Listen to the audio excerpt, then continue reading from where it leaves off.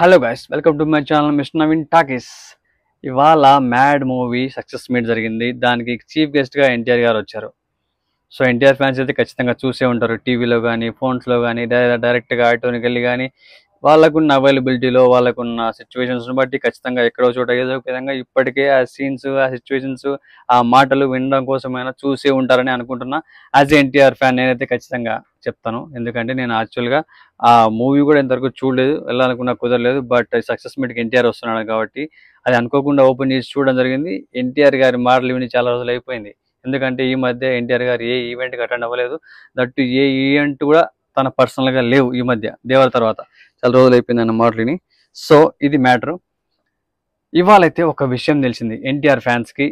ఇది ఒక పండగ లాంటి విషయం అంతే, ఇంకా కాలర్ ఎగరేసుకునేంతటి విషయం అనమాట. నాగవంశీ ప్రొడ్యూసర్, ఇప్పుడు దీనికి మ్యాడ్కి నాగవంశీ అండ్ ఎన్టీఆర్ గారి కాంబినేషన్లో ఒక సినిమా జరగబోతుంది అని చెప్పి ఎన్టీఆర్ గారు స్టేజ్ మీద చెప్పడం జరిగింది.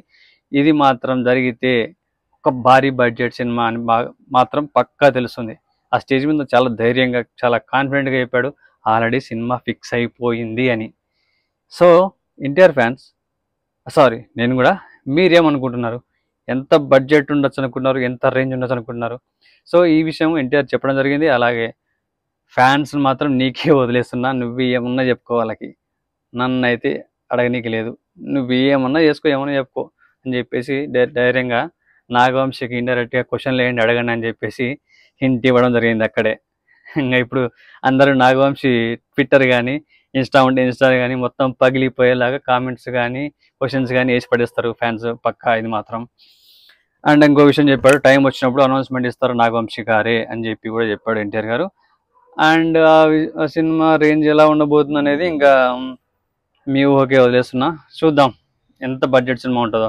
సో ఈ గ్యాప్లో మన ఎన్టీఆర్ గారిది దేవరా ఉంది, ప్రశాంత్ నీల్తో సినిమా ఉంది, అండ్ వార్ 2 ఆ సినిమా కూడా నడుస్తుంది కదా హృతిక్ రోషన్తో, అది కూడా అయిపోయింది అనుకుంటా. సో ఇవన్నీ కంప్లీట్ అయిపోయి రిలీజ్ అయిపోవాలి కదా. ఈ గ్యాప్లో ఈ ప్రిపరేషన్ కూడా కంప్లీట్ అయిపోయి తర్వాత దాని గురించి అనౌన్స్మెంట్ అనేది ఇస్తారనమాట. సో యాజ్ ఎన్టీఆర్ గారు సెట్, ఇది మ్యాటరు. ఎన్టీఆర్ ఫ్యాన్స్ ఏమంటారు? ఇది మనకు కళ్ళ దగ్గర వేసుకునే అలాంటి విశేషమే కదా. కామెంట్లో చెప్పండి. Love you guys, stay tune.